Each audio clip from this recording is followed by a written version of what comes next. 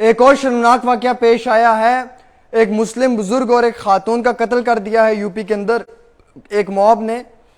इस बुजुर्ग का नाम अब्बास अली है, उम्र 50 ईयर्स बताई जा रही है। इनकी अहलिया का नाम कमरुन्निसा है, जिनकी एज 53 ईयर्स बताई जा रही है। और ये यूपी के अंदर इनके ऊपर एक जानलेवा हमला हुआ है, एक बहुत बड़ा अटैक किया गया है कुछ लोगों ने, कुछ गुंडों ने, और जो कि दूसरी कम्युनिटी के हैं, और जिन्होंने इस अटैक के अंदर इन लोगों की जान ले ली है। आयरन से, रॉड से, स्टिक से इन लोगों को बहुत मारा है और इन लोगों की तड़प तड़प कर मौत वाकया हो गई है। ये बड़ा दर्दनाक वाकया उत्तर प्रदेश के अंदर पेश आया है। इतला निकल कर आ रही है कि बुजुर्ग, ये दोनों कपल बताए जा रहे हैं जिनकी उम्र 50 और 53 ईयर्स बताई जा रही है। और मैं ये बताना चाहूँगा कि ये मामला तब पेश आया, इनका बेटा है जिसका नाम शौकत है, उसने एक हिंदू कम्युनिटी की लड़की के साथ जो है वो निकाह किया है। ये इतला निकल कर आ रही है 2020 में जब इस लड़की के साथ ये निकाह करने गया था, तो उस वक्त में वो लड़की माइनर एज की थी और कानूनी मुताबिक ये चीज़ साबित होती है कि माइनर एज के बच्चे का स्टेटमेंट रिकॉर्ड नहीं होता है। तो शौकत को उस वक्त में जेल भेज दिया। लेकिन जब अब शौकत जेल से वापस निकल कर आया है तो उनकी जो बीवी है, जो हिंदू धर्म से थी लेकिन जो कन्वर्ट होकर मुस्लिम बन गई थी, जिसका नाम रूबी था, उसने आज भी शौकत के हक में स्टेटमेंट दिया है। वो चाहती है कि वो शौकत के साथ रहे। अब जो लड़की के फैमिली वाले हैं, जो उनके अफराद खाना हैं, उन्हें ये चीज़ पसंद नहीं थी। अब शौकत पे तो वो हमला कर नहीं पाए, लेकिन उसकी इव्ज़ में उसके माँ और बाप का कत्ल कर दिया।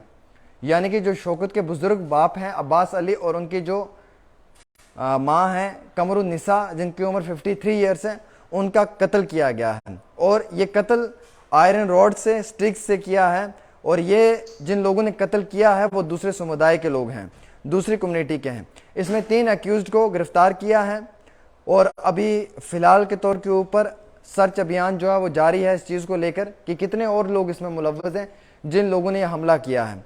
हालांकि ये भी मालूम चल रहा है कि 2 और लोग हैं जो अभी फ़रार हैं, लेकिन पुलिस उन्हें गिरफ्तार करने की पूरी कोशिश कर रही है। हमारे पास ये इतला निकल कर आई है कि जो इनकी बेटी है, उसका नाम रूबी है, 2020 में ये निकाह किया गया था और उस वक्त में वो माइनर एज की थी। तो इस वजह से रूबी को उसकी फैमिली के हवाले कर दिया था और शौकत को जेल में भेज दिया था। लेकिन जब शौकत जेल से निकल कर वापस आए तो रूबी ने एक बारी फिर से शौकत के हक में स्टेटमेंट दिया और उसने कहा कि मुझे शौकत के साथ रहना है, जिस चीज़ को दूसरी समुदाय के लोगों ने बिल्कुल बर्दाश्त नहीं किया और उन लोगों ने जो है वो फाइनली शौकत के माँ और बाप का कत्ल कर दिया है। अब शौकत जो है वो तो इस वक्त ये भी बताया जा रहा है कि वो फरार है और कुछ ये भी कहते हैं कि वो वापस फिर से जेल भेज दिया है। लेकिन सवाल तो ये है कि अगर इस तरीके का वायलेंस हुआ तो हुआ किस बुनियाद के ऊपर?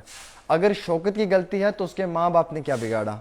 जो उसके माँ बाप बुजुर्ग हैं, जिनकी उम्र 50 साल है और उसकी माँ की उम्र 53 ईयर्स है। कानून को हाथ में लेने का मकसद क्या है? अगर शौकत का कसूर है तो उसे जेल भेज दिया जाए, उस पर कार्रवाई होनी चाहिए। लेकिन उसके माँ और बाप ने क्या बिगाड़ा? बुजुर्गों ने उनका कत्ल क्यों किया गया? जो ये गुंडे हैं, इन गुंडों ने, और जिस तरीके से रॉड्स का इस्तेमाल किया, स्टिक्स का इस्तेमाल किया, मार पिटाई की और बुजुर्गों की, और बाद में वो जख्मों की ताब न लाते हुए दम तोड़ बैठे। और बड़ा शर्मनाक और बड़ा दर्दनाक वाक़या है नाज़रीन किराम कि किस तरीके से आज जो है वो शरेआम कत्ल किए जा रहे हैं। यूपी के अंदर इससे पहले इमाम का कत्ल हुआ, इमाम साद जिनकी उम्र 19 साल है, जो नींद में सोए हुए थे, जिनके ऊपर एक हमला हुआ, उन्हें शहीद कर दिया। ट्रेन में एक हादसा होता है जिसमें कई सारे मुसलमानों को मार दिया जाता है।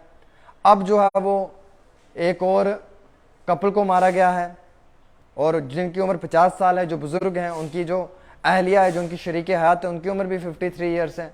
तो लगातार जो ये इस तरीके के मामले पेश आते हैं, ये बड़े दर्दनाक होते हैं और बड़ा दुख भी होता है कि आखिरकार क्यों बार बार इस तरीके से उत्तर प्रदेश के अंदर जो है वो लगातार एक कम्युनिटी के लोगों को टारगेट किया जा रहा है।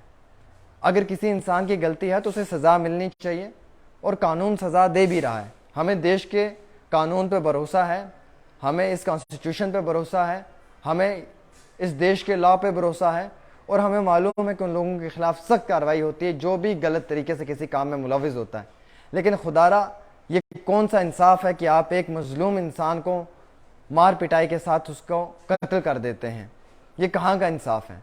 और वो शख्स जिसकी उम्र 50 साल और जिसकी बीवी की उम्र 53 ईयर्स, मतलब मारने वाले कितने दर्दनाक हैं कि 50 साल के बुजुर्ग इंसान का कत्ल किया। उसका क्या कसूर है? उसने तो अपने बेटे शौकत को नहीं कहा था कि आप एक लड़की को लेकर भागो। उसने तो अपने बेटे को ये नहीं कहा था कि आप किसी गैर मजहब की लड़की से शादी करो। तो उस माँ और बाप का क्या कसूर है जिनका कत्ल किया गया है? अगर औलाद गलत है तो सज़ा मिलनी चाहिए, लेकिन अगर लड़की लड़के के हक में स्टेटमेंट्स दे रही है और अब वो माइनर नहीं है, वो मेजर है, तो इसमें कानूनी कार्रवाई होगी। इसमें कत्ल करने वाली कोई भी चीज़ नहीं पैदा होनी चाहिए। लेकिन मालूम नहीं यूपी के अंदर क्यों इस तरीके से बार बार एक सिंगल पार्टिकुलर कम्युनिटी को टारगेट किया जा रहा है सरकार के अंदर। और अफसोस ये है कि ये सरकार इस चीज़ के ऊपर कोई कार्रवाई भी नहीं कर पा रही है सख्ती के साथ। आपने देखा इमाम साद का कत्ल कर दिया, आपने ये भी देखा कि कई सारे और जो लोग हैं उनका भी कत्ल कर दिया, और आज जो कत्ल हुआ है ये भी बड़ा दर्दनाक है। और हम मजम्मत करते हैं कड़े अल्फाजों में कि इसके खिलाफ कार्रवाई होनी चाहिए, और जो भी लोग इसमें मुलव्विज़ हैं उनके खिलाफ भी सख्त कार्रवाई होनी चाहिए। क्योंकि ऐसा नहीं होना चाहिए, किसी भी मज़हब के किसी भी इंसान पे कोई भी गैर जानिबदाना हमला नहीं होना चाहिए। किसी भी मज़हब के किसी भी इंसान के ऊपर जो है वो गलत तरीके से, गैर कानूनी तरीके से अटैक नहीं होना चाहिए, चाहे वो मुस्लिम है या हिंदू है। कानून सबसे बड़ा है, कानून पे छोड़ दें और कानून खुद फैसला करेगा। अभी किसी को भी ये हक नहीं दिया है कि आप किसी भी मुसलमान के ऊपर जो है या किसी भी हिंदू भाई पे जो है वो खुद अटैक करें और कानून को अपने हाथ में लें।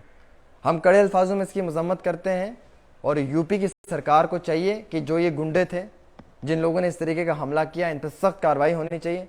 फिलहाल के तौर के ऊपर 3 एक्यूज्ड को अरेस्ट किया है, 2 बाकी हैं जो अभी फरार हैं। उम्मीद रखते हैं उनको भी बहुत जल्दी गिरफ्तार कर लेंगे और इस मामले में बड़े बेहतरीन तरीके से छानबीन भी होगी।